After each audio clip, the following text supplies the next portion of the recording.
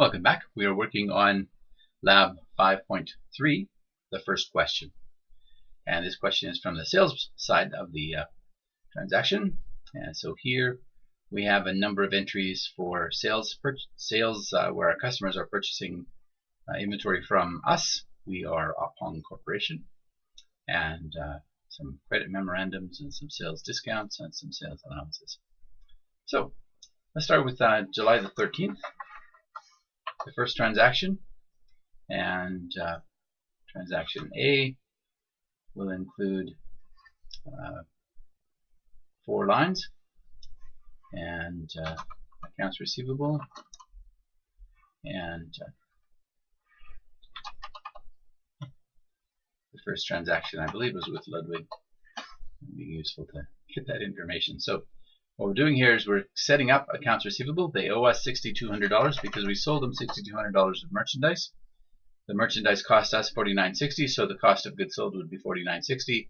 The amount of the sales will be $6,200. The credit terms are 2% 30, net 60, and it's FOB shipping point. So as soon as we ship it off our dock, it becomes theirs, and they have to put insurance on it, and it's theirs, and the sale happens at that point.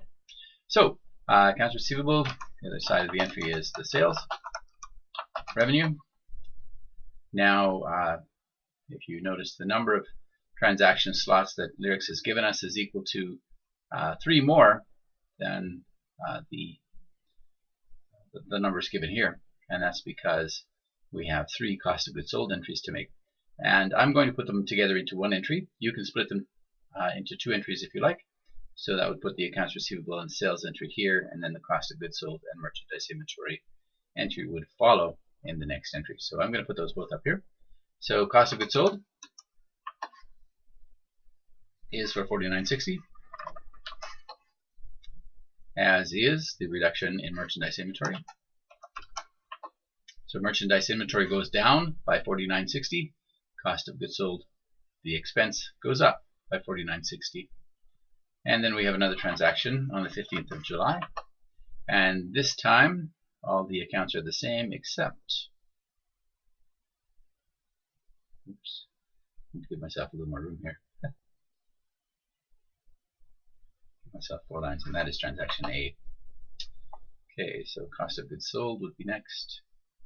Merchandise inventory would be next. And the accounts receivable this time would be for Gulf Corp.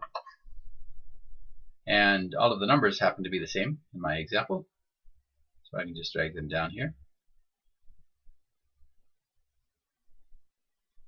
And I can take out that extra last line. And Lyrics is going to be upset with me. Not sure why I'm typing M.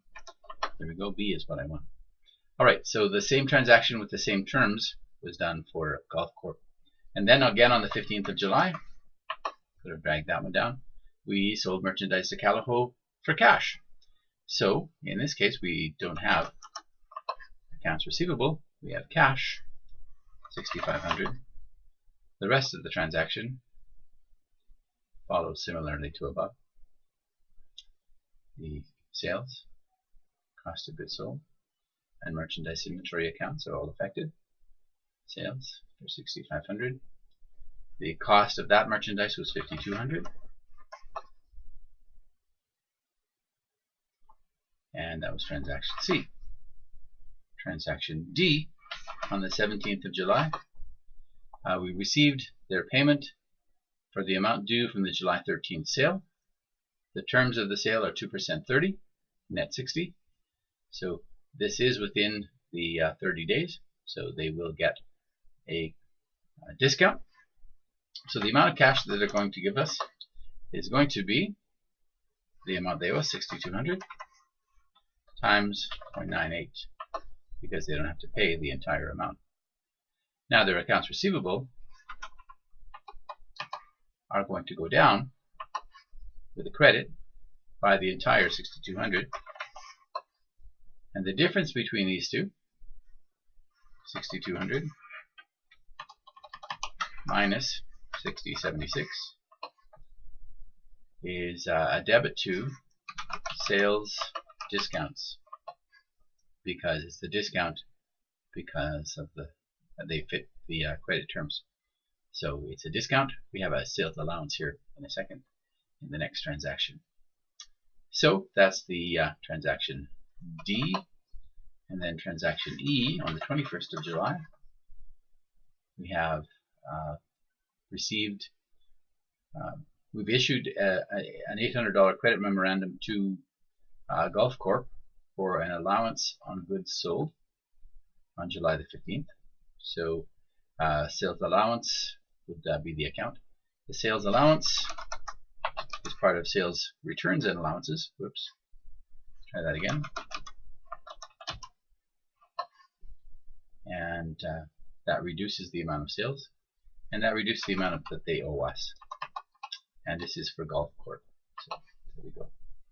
And the amount of the allowance is $800, like that. And the transaction identifier is transaction E. Then on the 24th of July, they paid us, so we have some cash.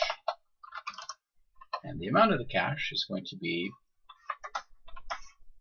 in brackets, $6,200 minus the $800 credit memo, because that was the allowance for merchandise that presumably they didn't like, or for some other reason we gave them $800 off their bill. And that, of course, is subject to the discount, so we need to determine whether it fits the terms. Now the terms are slightly different for Gulf Corp. It's 2% 10, net 90. Which means if they don't pay us, they have a very long time to pay, but if they pay us within 10 days, we give them a 2% discount. In this case, July the 15th was the date of the sale, and this is 9 days later on July the 24th. So they do get their discount. So once again, it's times 0.98. So $52.92 is the amount they pay us. The accounts receivable for Gulf Corp goes down by the amount of the purchase, which is $6,200 right here, minus the $800 discount right here. So $6,200 minus $800, their accounts receivable goes down by $5,400. And then the difference between those two, once again, shift arrow moves it out of our way, $5,400 minus $52.92, a difference of $108 in this case goes to sales discounts, just like it did with the earlier Ludwig entry.